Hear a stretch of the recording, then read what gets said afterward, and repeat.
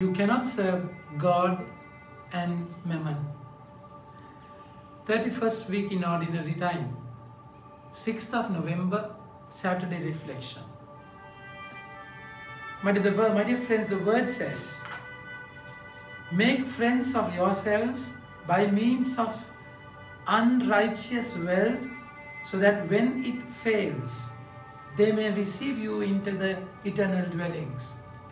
So the meaning of wealth, the reason, the true meaning of wealth, you have to identify, my dear friends. The wealth is for you, and you are not for the wealth. You're for God. So whom you are going to serve and whom you are serving. So serving enslaves you. So you are got to serve the Lord. I mean, when He beckons you, you have to go. When He sends you, you have to go to the place where He's sending. So when He beckons you, you have to come. And when He sends you, you have to go. It's by His command. So wealth is never evil. It's not intrinsically evil. It's not evil in itself. But then the way we use wealth, or the way we become enslaved to the wealth, it's mainly because, my dear friends, on whom you are depending. I mean, when you begin to depend on the wealth, money, so you think you're being looked after by that. So you become enslaved to that wealth. Then you begin to serve. Serve not directly, indirectly. So your life is governed by your salary. The wealth, how you are going to earn. So whole day is scheduled according to your wealth. So what you should do with your wealth, that's exactly what the Lord is saying. Earn friends. You have to win friends. Use the wealth to win people. And they will take you to the eternal life. See the first reading. It's full of names, friends, relationships. St. Paul beautifully speaks about it. Great Prisca and Aquila, my fellow workers in Christ, who risked their necks for my life. See, to whom not only I give thanks, but all the churches of the Gentiles give thanks as well. And then he spoke about beloved Ephenetus, who was the first convert in Christ, in church in Asia, Christ in Asia. Great Mary, great Antonosius and Junia. And that's why he's asking to greet Ampliatus, greet Urbanus, Stachys, greet one another with holy kiss. So all the people, how Paul won them into the mission. So how he helped people, and he got their service to the mission of the Lord.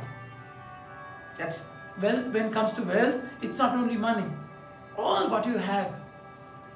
So your mind should work. How to get this person, win this person over. Because we have a duty in the vineyard of the Lord. Not for your personal glory. Not for your personal, you don't use people for your personal benefit. No. It's for the kingdom. So it's important that you diagnose yourself. That you probe into your hearts and see whom you are serving. Do you serve wealth or God? Mammon or God? When it comes to wealth, it's very tangible, very appealing, very senses oriented. So when it comes to God, you cannot see Him, feel Him, experience Him in a way you can experience things tangibly. So that's exactly why the word says, you will despise one and you serve the other. So you cannot have these double standards. You cannot serve God and wealth. That is a must. So wealth is given by the Lord, and it's it's the gift, and the giver is always there. You must identify and make this separation very clearly, that my God is my giver and I serve my God. You are not going to serve the wealth or people who provide you that. No, you cannot be a slave. So if you entertain both ends, one day you will betray one, mostly God. Because like the thorny bush in the field, the seeds will grow with the thorny bushes, and the thorns will overtake them one day definitely.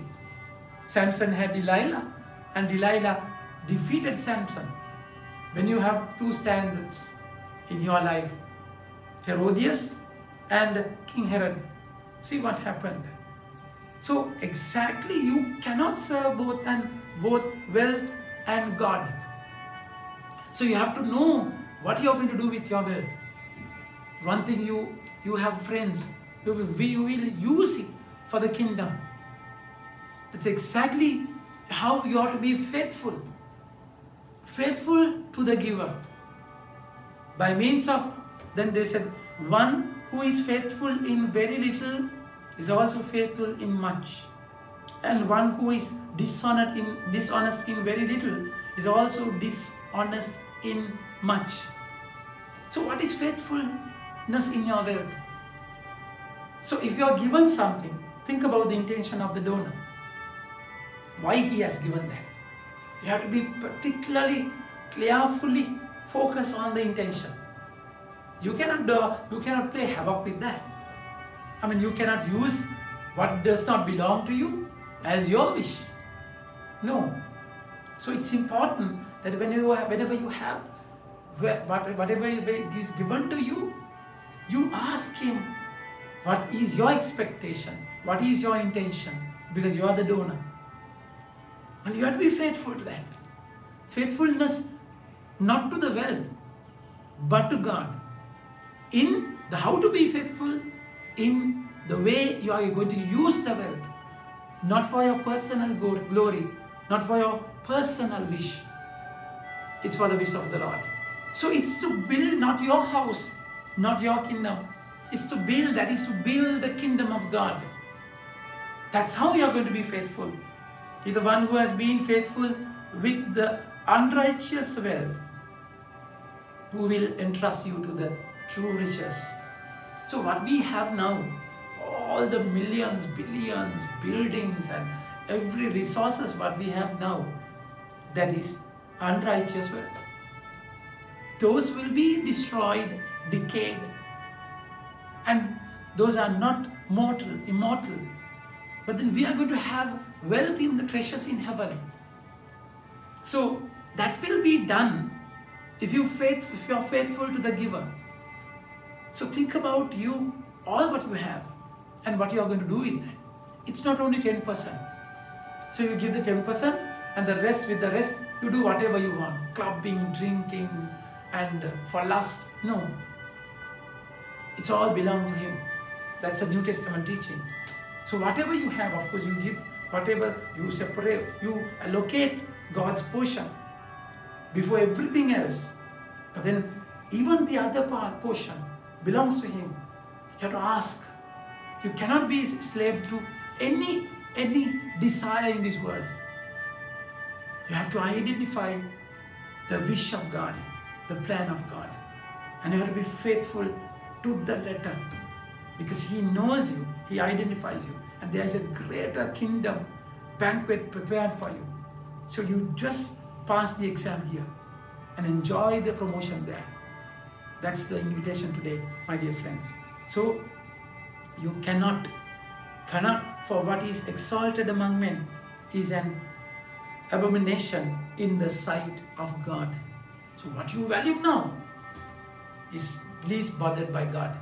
So serve him alone. Amen. May God bless you.